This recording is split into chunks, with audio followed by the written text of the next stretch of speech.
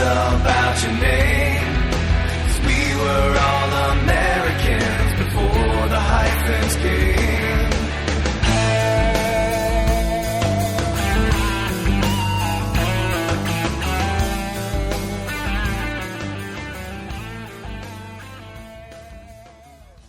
Howdy, folks. This is the Doc Owen Show. You are listening to Doc Owen on Spreaker.com, or if you're listening to the podcast, it's on iHeartRadio. So we are glad to have you. Welcome back or welcome aboard if you're a first-time listener. Lots to cover tonight, lots in the news, lots of thought-provoking activity going on, so we'll try to cut to the chase and get through to some actual facts and lay them out there for you. The call-in number, if you care to participate, is 702-907-6936. Again, that's 702-907-OWEN, O-W-E-N. We will be glad to have you and try to get you on the air. We're all over the social media as Doc Owen Show, D-O-C-O-W-E-N-S-H-O-W. Our primary point of contact is probably our Facebook page. That's what gets the most activity. We would love to have you look us up on Facebook, do a like, friend us, and that way when we post something, you'll get an immediate notice of it, and that's where most of the activity goes on. I also have a Twitter account as Doc Owen Show, and you are welcome to follow me. I will probably follow you back so we can take advantage of each other's conversations as well as take advantage of what each other sees going on out there. Tonight's show is Doc's America Minus 18. If you have been following us for a little while, you know that means that we've got 18 weeks left until the November elections, what is called affectionately the midterm elections. Hold on just a minute. Let's see if we can make this caller thing happening.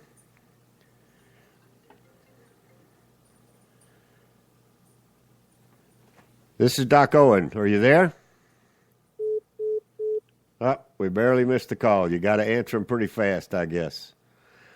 It was from Florida. I got a feeling I know who that was. Well, maybe not. I got a few friends over there, so we will see. Maybe the caller will call back and I can get to the phone a little bit quicker. Again, the number is 702-907-6936. I was just about to explain for our new listeners the show title.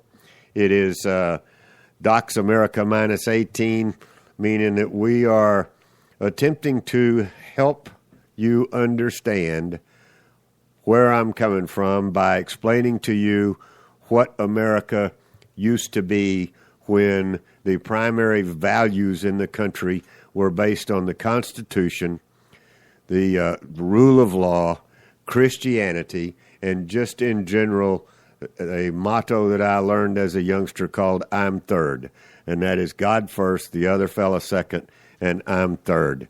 And if you care to know more about that, you can do a little research and find our podcast of my interview with Joe White, and you'll get a full explanation of it because that's where I learned it at a camping facility that Mr. White currently runs.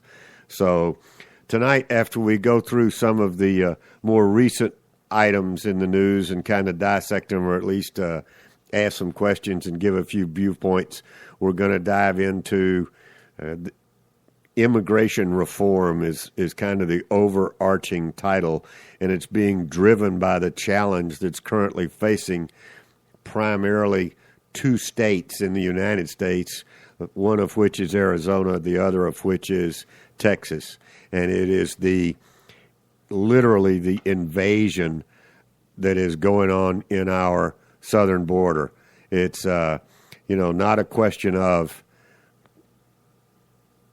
illegal immigration. It's a question of an invasion. When you're talking the numbers that they're talking and with the speed with which they're coming over the border, it's an invasion. I always like to start getting into the meat of it with a quote from Crown to Grace International. They publish a daily leadership quote. Pick one from the week. This one I found particularly interesting.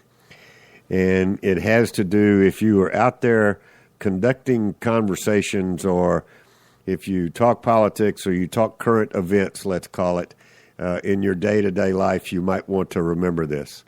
It says that a non-response to ignorance is a choice which separates extraordinary leaders from those who only carry the title of leadership. Another way to say that is that true leaders have a tendency to rise above. They have a tendency to get above the fray and not get engaged in things that don't matter.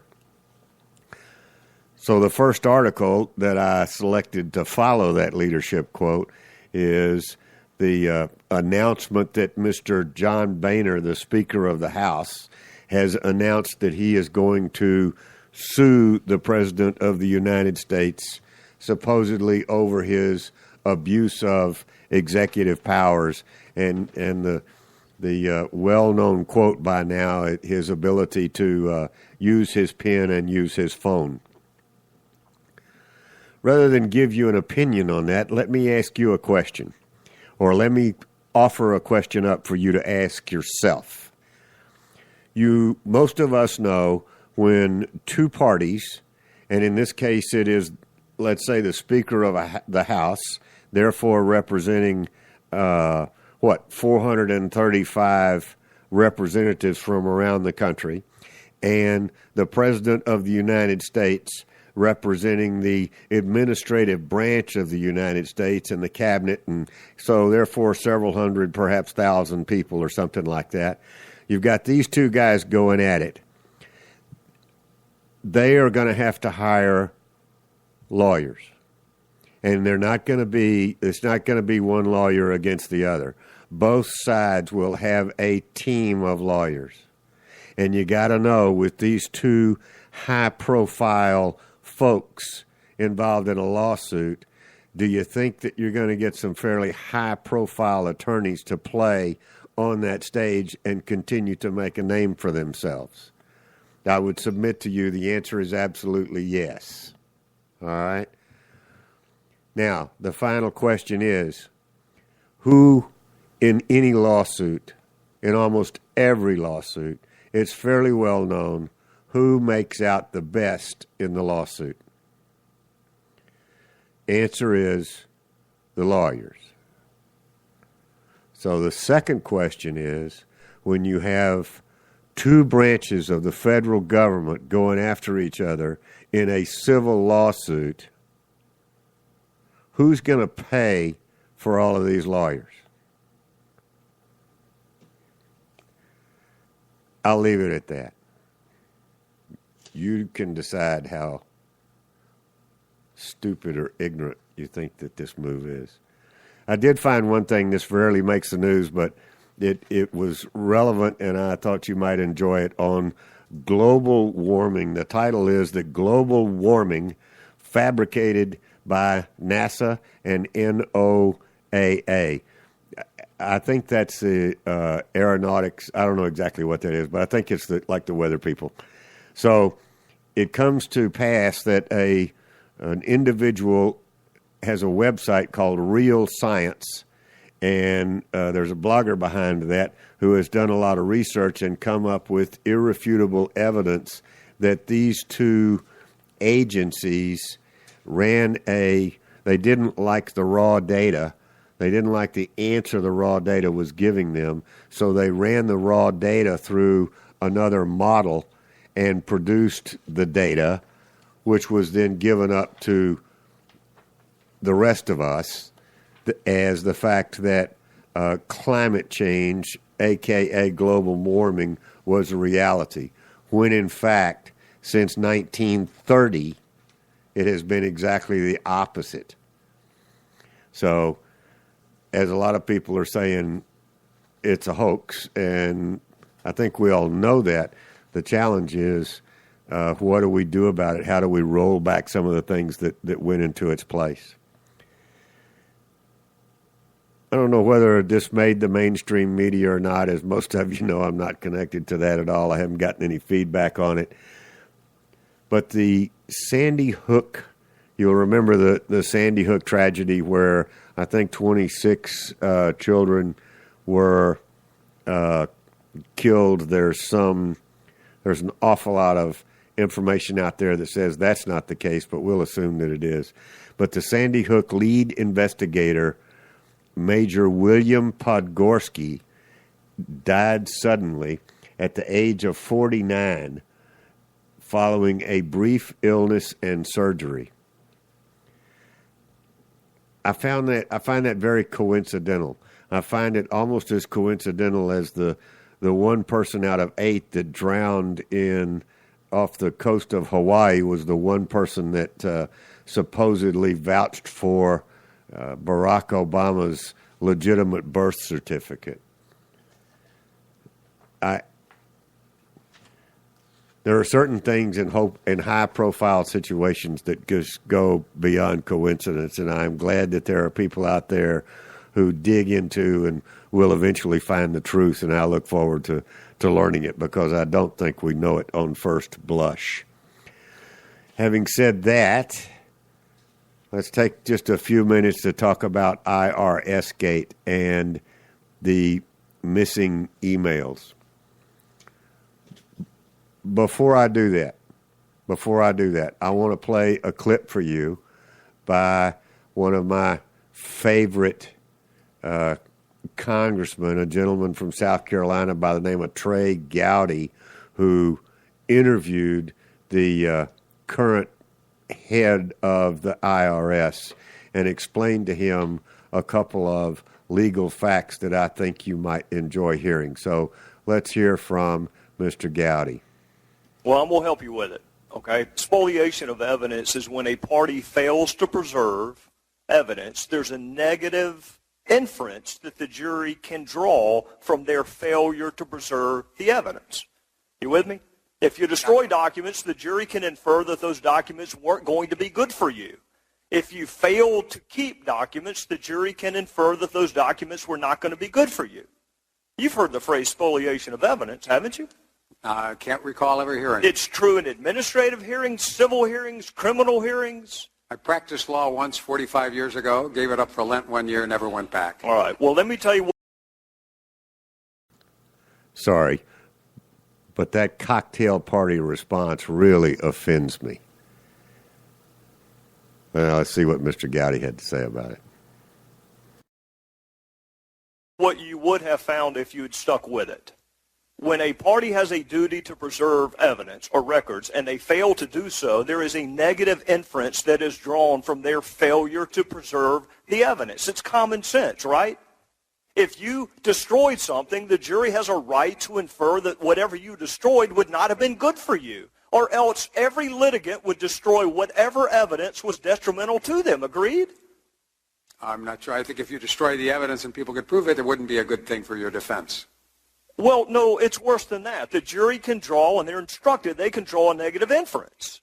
All right. And that's true if a taxpayer is being sued by the IRS administratively, civilly, or prosecuted criminally, and they fail to keep documents, the jury can draw a negative inference from the fact that they didn't keep receipts or emails or documents. So if it's true and applies to a taxpayer, it ought to apply to the IRS as well. Agreed? Is this a trial? Is this a jury? Is that what you're... I said administrative, civil, or criminal. If you want to go down that road, I'm happy to go down it with you, Commissioner. In fact, I'm glad you mentioned it. You have already said multiple times today that there was no evidence that you found of any criminal wrongdoing. I want you to tell me what criminal statutes you've evaluated. I have not looked at any. Well, then how can you possibly tell our fellow citizens that there's no criminal wrongdoing if you don't even know what statutes to look at? Because I've seen no evidence that anyone consciously... Well, how would you know what elements of the crime existed? You don't even know what statutes are at play. I'm going to ask you again. What statutes have you evaluated? I think you can rely on common sense that nothing I have seen... Common sense. Instead of the criminal code, you want to rely on common sense. No, Mr. You can shake your head all you want to, Commissioner.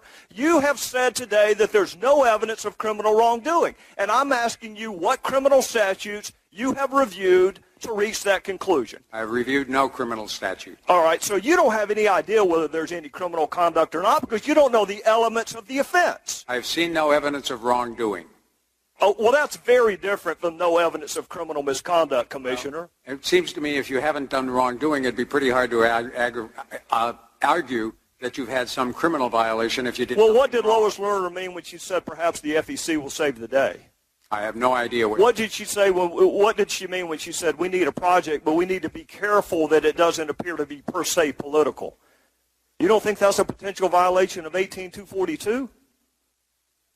I have no idea if it... Because you haven't looked at 18242, and you don't have any idea, Commissioner. You don't have any idea whether there's any criminal wrongdoing or not. With regard to the production of the evidence, the production of Lois Lerner emails, I have seen no evidence of wrongdoing. What else? That would be a separate criminal offense. What else went on with Lois Lerner? I said in the past. So what you're saying is you don't have any idea whether she engaged in criminal wrongdoing. You're just saying that you did not engage in any with respect to the emails. I haven't seen any wrongdoing with regard to the production of Lois Lerner emails. But you are not saying there was no criminal wrongdoing with respect to the targeting of conservative groups. I want to be very clear. You're not saying that. I've made no judgments. So you disagree with the president when he says there's not a smidgen of corruption. There are people who have been making judgments both sides about whether there were... And you know what? I'm not one of those. I'm just simply saying we will never know because you didn't keep the evidence. The evidence was spoliated.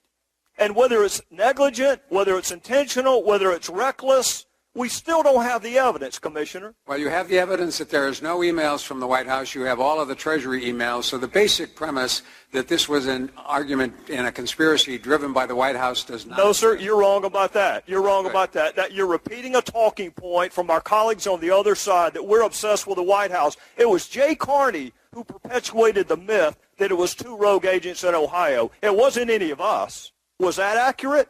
Was that first initial line of defense that this is just two rogue agents in Ohio? Was that accurate, Commissioner? Not that I know of. All right, so that wasn't accurate, and that came from the White House. Who said there's not a smidgen of corruption? Who said that, Commissioner? My understanding is that was the president. It was the president. So that's Jay Carney and the president both inserting themselves into the IRS scandal. And you want to blame us for bringing the White House into it? I haven't blamed you at all. You just did, Commissioner. You just did. Well, it's a good argument. All I said was the White House has revealed there were no Lois Lerner emails. Treasury has given you all of their emails. So to the extent that the argument was that Lois Lerner was conspiring and emailing back and forth, thus far I haven't seen any... But you can be engaged in a conspiracy that doesn't include the White House. Gentlemen. Good.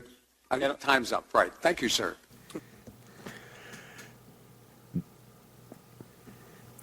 Do you think Mr. Gowdy was a successful prosecuting attorney? He was so successful before he came into his current line of work that he never lost a case.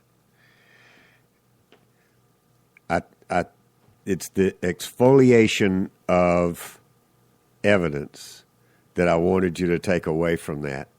But the entire exchange, I think, is pertinent to the entire conversation that we are having tonight.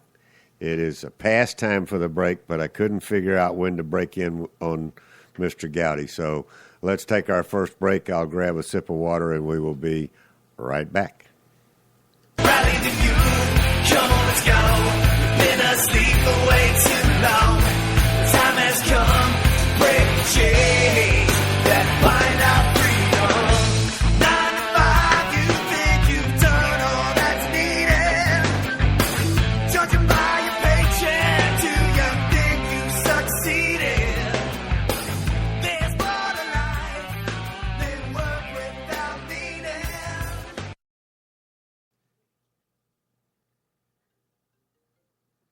Hello? Hey, I was listening to Hello, the, John? Are you there? Try it again. No, I cannot. Oh, yes, can you hear me? That's terrible. Well, I still let you on listening, buddy. I can hear you when you're on the speaker. Are you still there? I am. Can you hear me now? Yeah, but we can't hear you on the air, I don't think. Okay, I'm going to let you know I'm listening. I'm listening. Thank you. I'll talk to you after a while. Bye. Okay, don't worry about that. I just want to let you know I'm with you. Thanks. Love you, man. All right, bro. That was a friend of mine, a friend of the show's from Florida. John, I appreciate the call. I'm sorry we couldn't make it work. At least we had it. We got an attempt at it, so now we know. It's been a while since I used it. Let's dive back in. We were talking about, actually, Mr. Gowdy was talking about what I refer to as IRS Gate and the missing emails. So I don't know about the rest of you, but having spent about 30 years in information technology, there is absolutely no way that those emails are not reproducible. Period. It just can't happen. I saw it's an interesting article. It's titled that it's a brazen obstruction of justice, and it shows 3 pictures, the first of which is a tape, and it says 18 and a half minutes. And then a video screen obviously from a computer. It says IRS Lois Lerner's emails, 2.5 years are missing. And you are welcome to draw your own conclusions. If you are part of my millennial audience, you may not know what the 18 and a half minutes is about. It's about 18 and a half minutes of tape that was erased by people reporting to President Richard Nixon, not Mr. Nixon himself, but he had the integrity to resign the office rather than put the country through an unraveling of what happened, etc.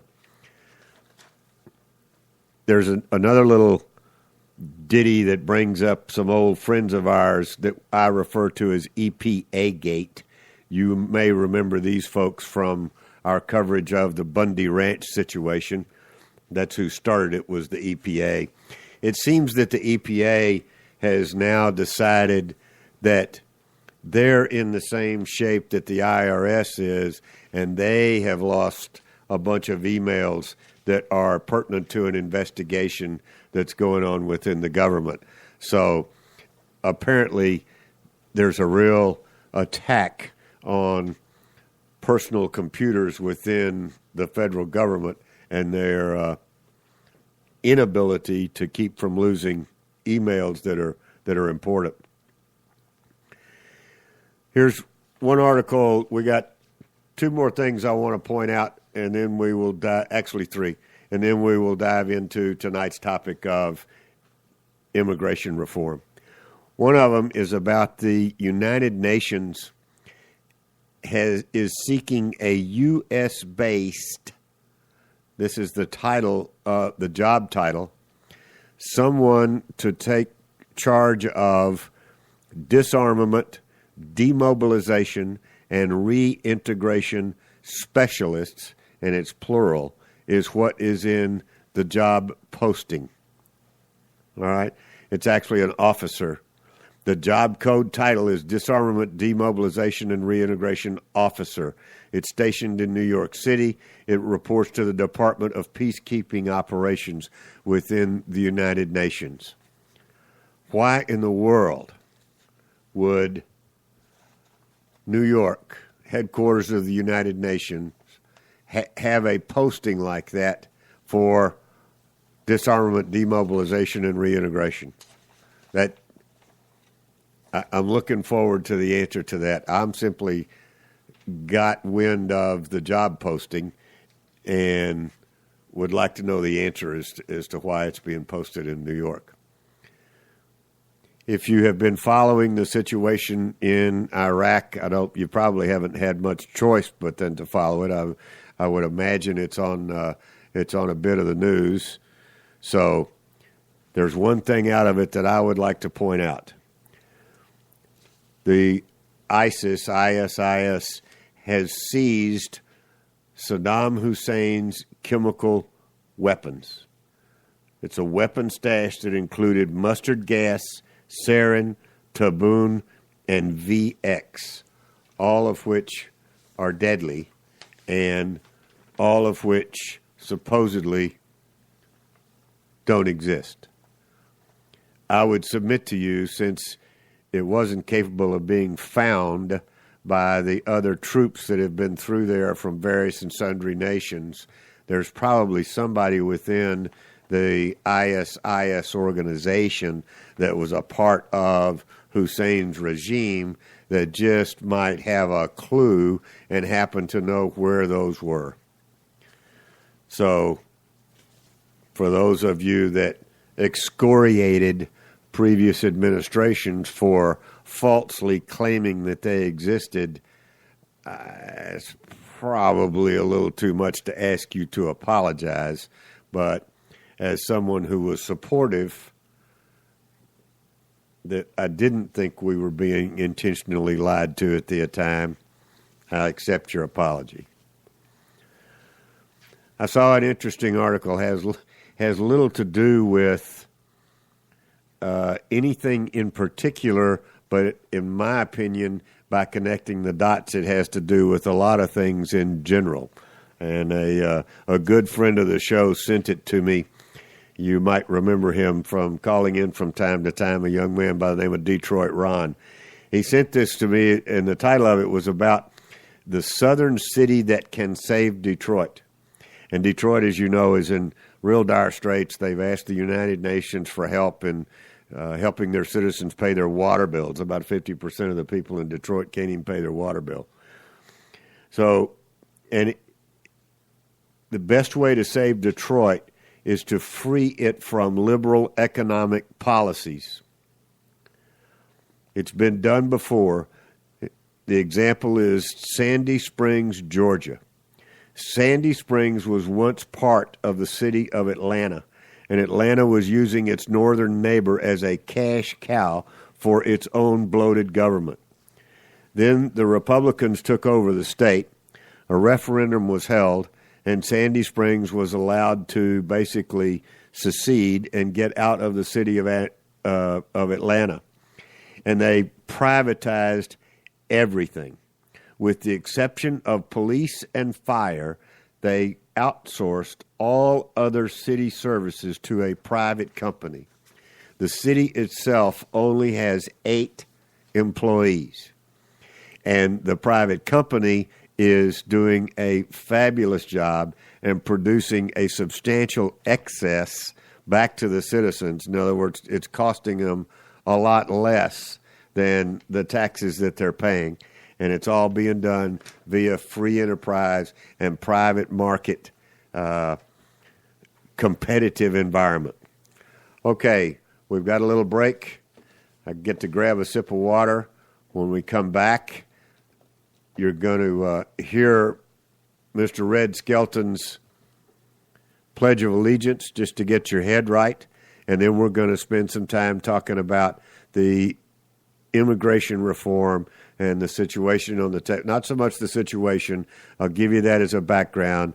And then I promised to the Doc Owen Show insiders that I would lay out an immigration reform plan.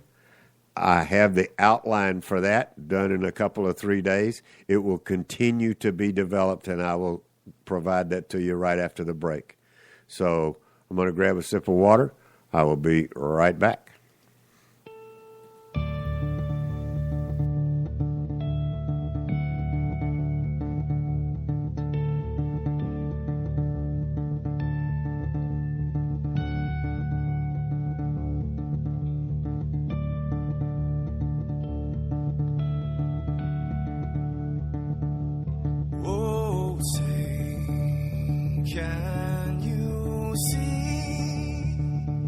This is Madison Rising. I wanted you to hear some of their music. It is absolutely fabulous, inspiring, and a wonderful group.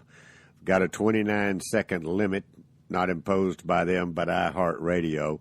So I had to cut that one a little bit short. But when I pick up here in just a second, you'll be able to hear another 29 seconds, and then I'm going to encourage you to do something. So here they go again. Madison Rising. Pay attention. Whose broad stripes and bright stars through the paradise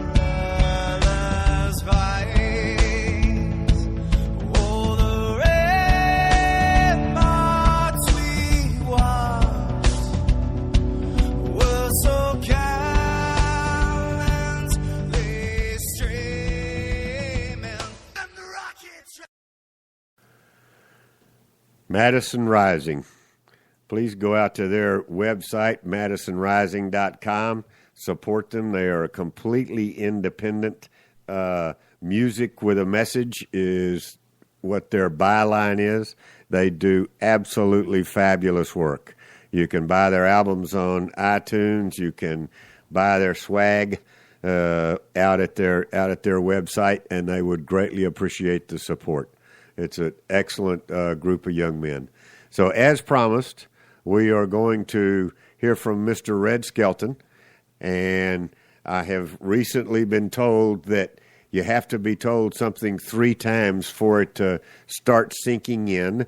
So for those of you that are the regular listeners, and I appreciate that, this will be the 3rd time that you have heard Mr. Red Skelton and his version of the Pledge of Allegiance. I think it is important, or I wouldn't keep bringing it up.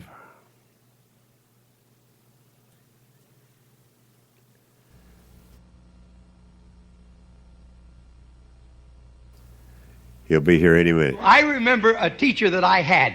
Now, I went through the 7th grade. I went to the 7th grade. And I left home when I was 10 years old because I was hungry. And I used to, this is true. I work in the summer and I go to school in the winter. But I had this one teacher. He was the principal of the Harrison School in Vincennes, Indiana. To me, this was the greatest teacher, a real sage of my time, anyhow. He had such wisdom. And we were all reciting the Pledge of Allegiance one day. And he walked over, this little old teacher. Mr. Laswell was his name. Mr. Laswell.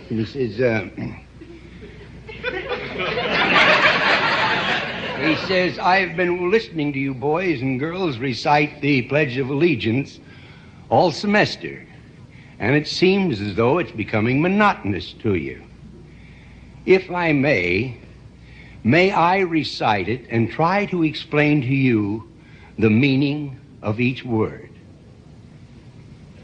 I, me, an individual, a committee of one, pledge, dedicate all of my worldly goods to give without self-pity, allegiance, my love and my devotion to the flag, our standard, O glory, a symbol of freedom. Wherever she waves, there's respect, because your loyalty has given her a dignity that shouts freedom is everybody's job. United. That means that we have all come together. States, individual communities that have united into 48 great states. 48 individual communities with pride and dignity and purpose. All divided with imaginary boundaries, yet united to a common purpose, and that's love for country. And to the republic, a state in which sovereign power is invested in representatives chosen by the people to govern. And government is the people, and it's from the people to the leaders, not from the leaders to the people, for which it stands. One nation, meaning so blessed by God, indivisible, incapable of being divided, with liberty, which is freedom, the right of power to live one's own life without threats, fear, or some sort of retaliation. And justice, the principle or qualities of dealing fairly with others. For all, which means, boys and girls, it's as much your country as it is mine. And now, boys and girls, let me hear you recite the Pledge of Allegiance. I pledge allegiance to the flag of the United States of America and to the republic for which it stands, one nation, indivisible, with liberty and justice for all. Since I was a small boy, 2 states have been added to our country, and 2 words have been added to the Pledge of Allegiance. under God. Wouldn't it be a pity if someone said that is a prayer and that would be eliminated from schools too?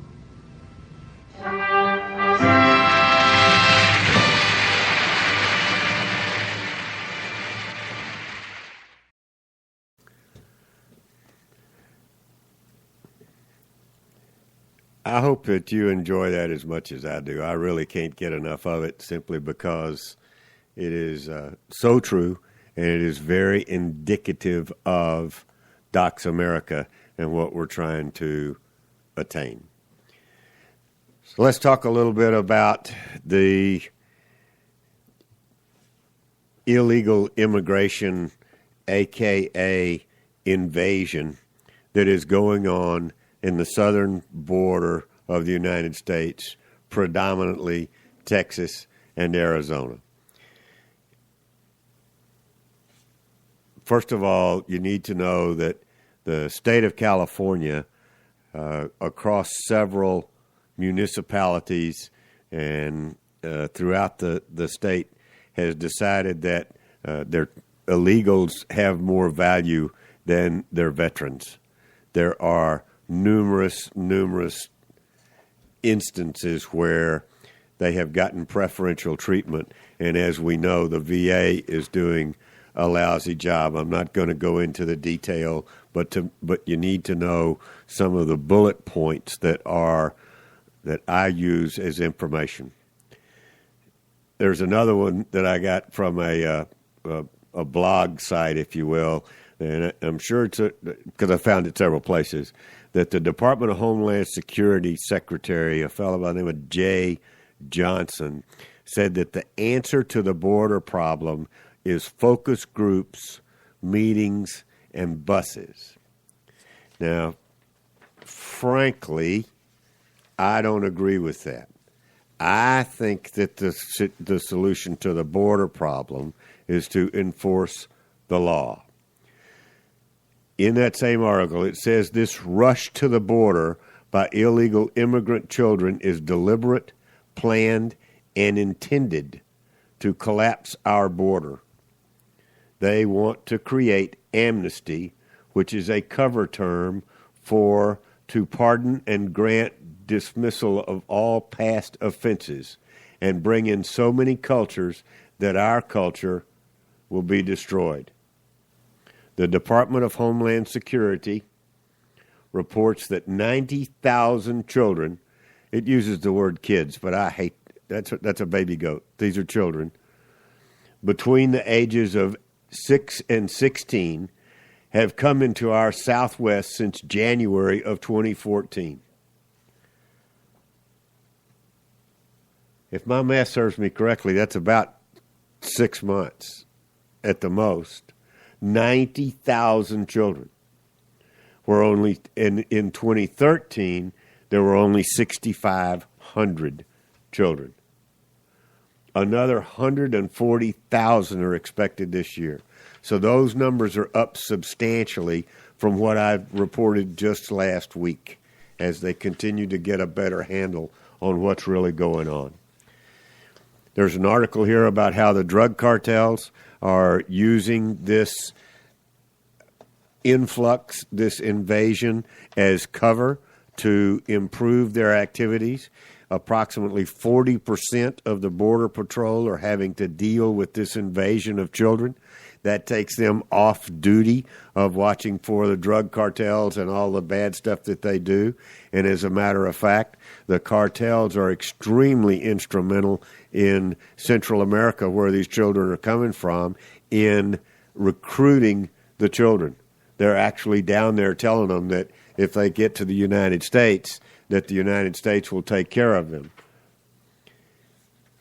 This is a very interesting article I found by a fellow by the name of Dick Manasseri on the unaccompanied children. He starts out by saying his grandfather was an unaccompanied adult. He left his wife and children behind to seek a better life for his family in America. Then he asked some questions that I felt very pertinent. How can parents in Central America abuse their children by sending them to America unaccompanied? What kind of government would facilitate the mission of sending the children of their land across thousands of miles to another country unaccompanied?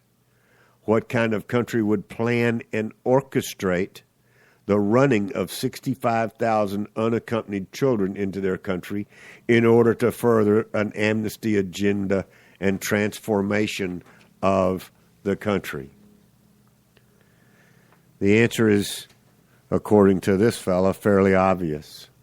Their parents have allowed the state to replace them as the primary figures in their children's lives. In government schools, the teachers have indoctrinated the children to believe that the state is more important than their parents and family. Think my consistent and continued concern over Common Core. Then this question is asked, will these children now live unaccompanied in FEMA camps across America?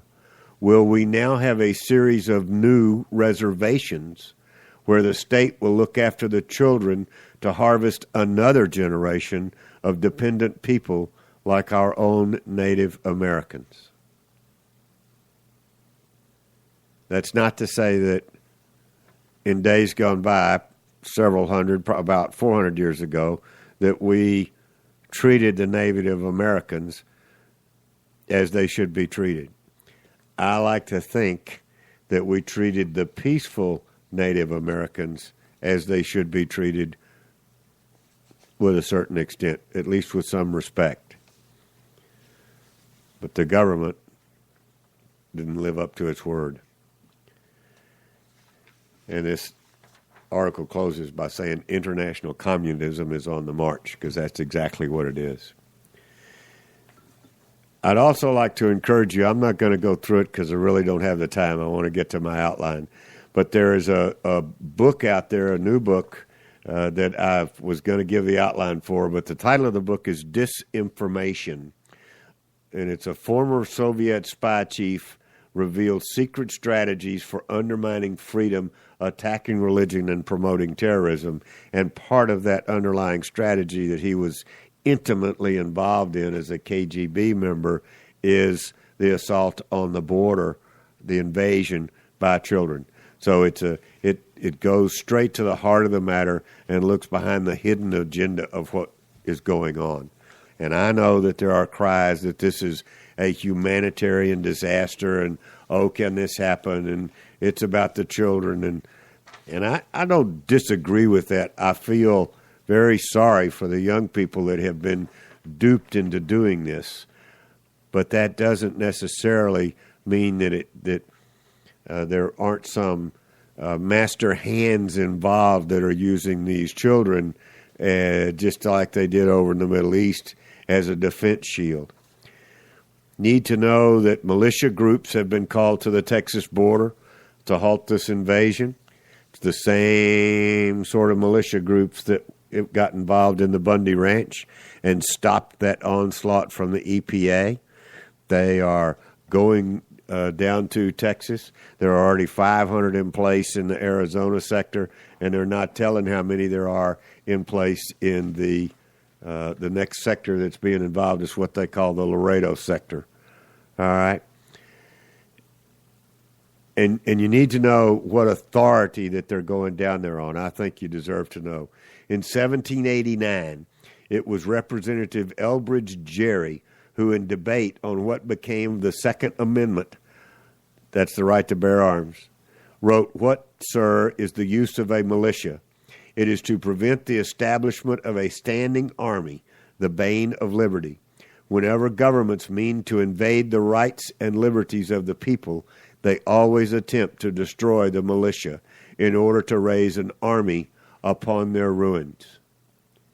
And specifically in the Constitution, Article 1, Section 8, Clause 15, states that the citizens' militia are to execute the laws of the Union, suppress insurrections, and repeal invasions.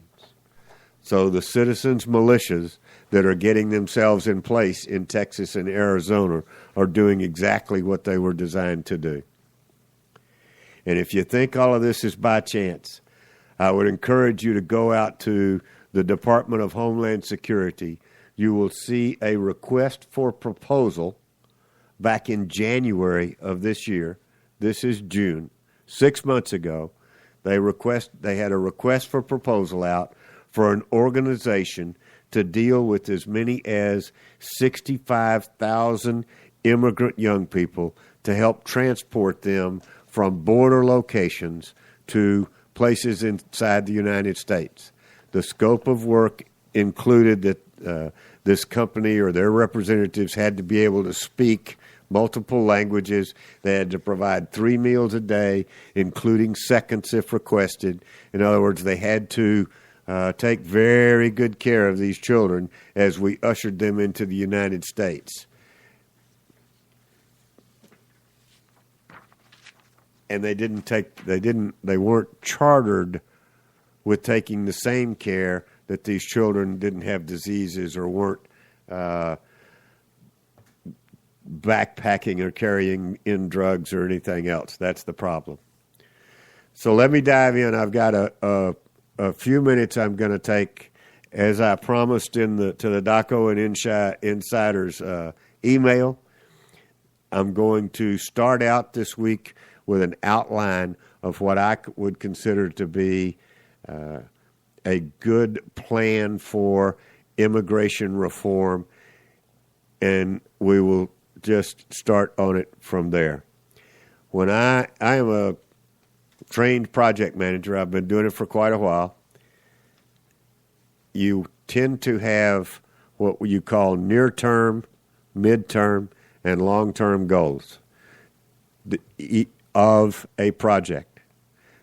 I tend to address things in that manner because it's easy to keep a timeline, it's easy to set goals, it's easy to lay out tasks that can go to those goals, and you break it down like that, and you can break it down month by month, week by week, day by day, hour by hour, to whatever degree you want to. So I'm going to start at the real high level tonight, and then over the next couple of shows, I will get into more detail.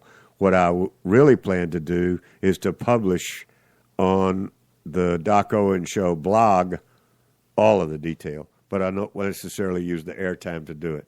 So let's just talk about near-term goals.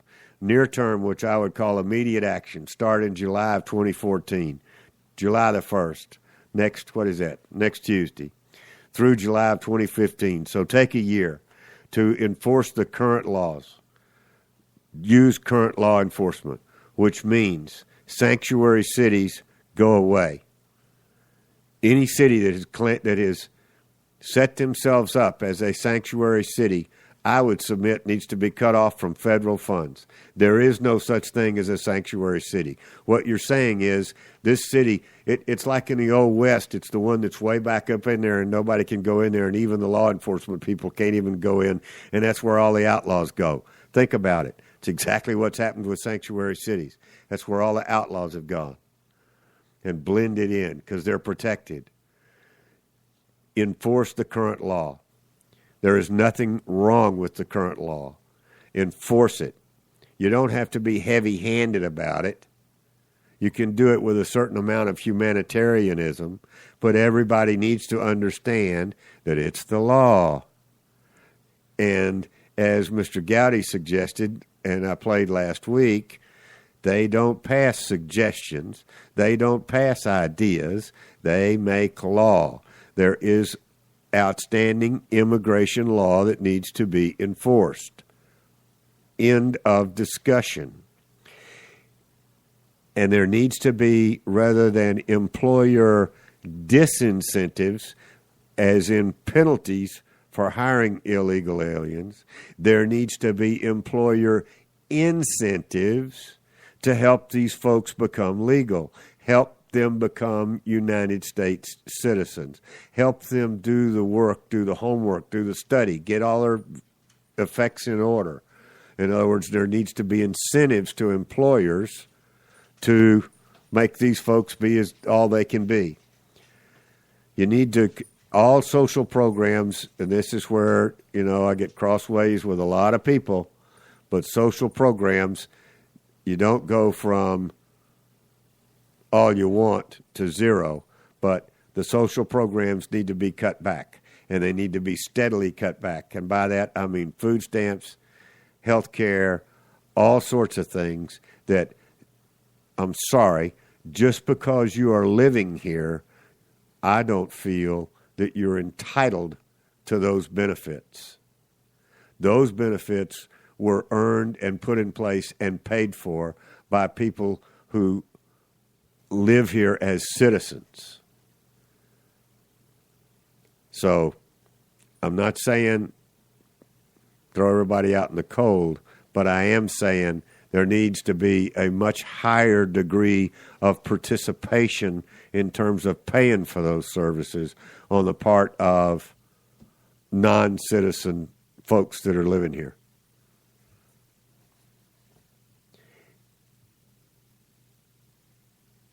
The stickiest part of it in the outline near term is the humanitarian issues. All of these children that are coming across, these are real people. And they're real young people. And it is heartbreaking to think that they have been already abused and lied to and taken advantage of, or they wouldn't be here in the first place. They should have been protected in their home. I was fortunate enough to grow up that way. I find it very unpleasant that not everybody has that opportunity. I also find it part of my duty, responsibility, and commitment to not allow that to happen where I have personal contact. And as I do a radio show, I feel the same commitment. These young people need to be addressed, but they need to be addressed in a manner that respects who they are.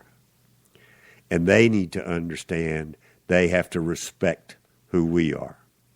And they have to respect why we do what we do. And they need to respect how we got to where we are. Why we are what's left of a beacon to the world. It is a dimming beacon because too many people are allowed to take advantage without understanding the price you have to pay to get there in the first place. It's a difficult challenge. I don't question that. But that's how we have to address it, with mutual respect. I don't know any other way to put it. In the midterm, absolutely. Then that's a 2-year period, July 2015, July 2017. So it's not a quick fix. We've got to have legal reforms. We've got to have identification. We've got to address the situation with anchor babies that are continue to grow. We need citizenship assistance. I just referred to that in terms of employers helping, and we need public and private partnership. We need less government and more private involvement. That's why I brought up the thing about the city outside of Atlanta, Georgia, that broke away and turned the majority of its services over to private enterprise. Government simply does not know how to do some things. End of discussion. Sorry, millennials. I know you guys think that's not the case, but it is the case. It's just not. There are just things that are not in government training or government forte. It just doesn't work that way. So we need more private involvement, and that would be in the form of private-public partnerships like that city outside of Atlanta. And then in the long term, you continue to grow that, and you get better at law enforcement. Long term meaning ongoing. Once you get a handle on it, once you get control of it, and you establish some fair measure, then you can go forward. You'll notice I didn't have a quick fix that allowed people to become citizens. I'm sorry. I don't believe in that. I don't think that is involved in the word respect.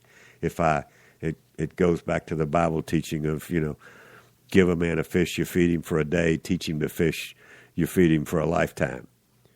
I would rather teach these children a lifetime lesson so that they don't have to go day to day and be dependent on anyone else, much less the government. We'll dive deeper into it as we go along. I owed that to the audience because I promised it to the audience. I'm going to take a little break, grab a sip of water. As you hear this final ditty, remember, replace the word rock with the word doc and think podcast. And I will be right back. 1, 2, 3 o'clock, 4 o'clock, rock. 5, 6, 7 o'clock, 8 o'clock, rock. 9, 10, 11 o'clock, 12 o'clock, rock. We're gonna rock around the clock tonight. Put your glad rags on, join me home. We'll have some fun when the clock strikes 1. We're gonna rock around the clock tonight. We're gonna rock, rock, rock till the broad daylight. We're gonna rock around the clock tonight. Well, folks, I hope you've enjoyed this as much as I have. I've really enjoyed having you out there. This is Doc Owen. You've been listening to the Doc Owen Show. God bless. Pay attention. Good night.